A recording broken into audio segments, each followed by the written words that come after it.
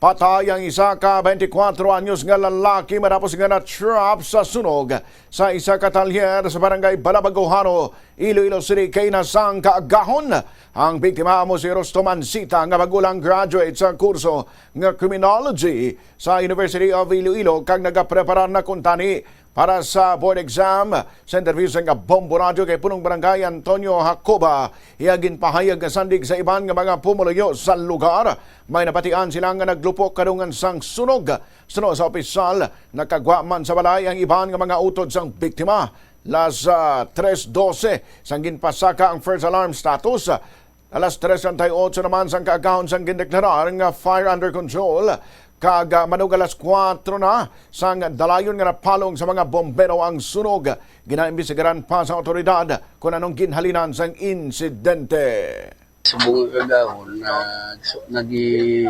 napuhag kita diri sa atong barangay kay nasunog ang isa ka talyer plus ang ilang balay. So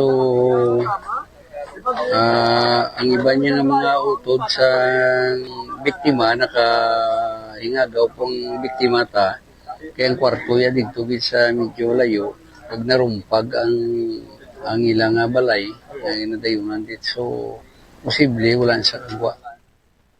Nabalian si punong barangay Antonio Jacoba sa interview naman sa Bombo Radio sa amay nga si Lito Ansita.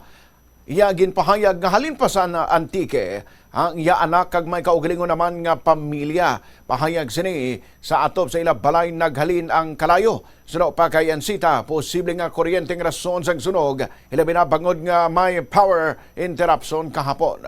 Magluwa sa ila nga talyer, may mga nasunog man nga motor kag generator. Ang nabatyagan ko lang, may naglupok din.